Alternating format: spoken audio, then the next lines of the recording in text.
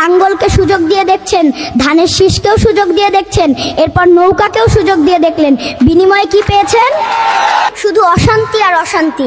এবার আল্লাহর কোরআনকে একবার সুযোগ দিয়ে দেখেন, দুনিয়াতে কিছু না পেলেও আখিরাতে শান্তি পাবেন ইনশাআল্লাহ। নৌকা ধানের শীষ, লাঙ্গল দেখা শেষ, দাড়ি পাল্লা এবার গর্বে বাংলাদেশ।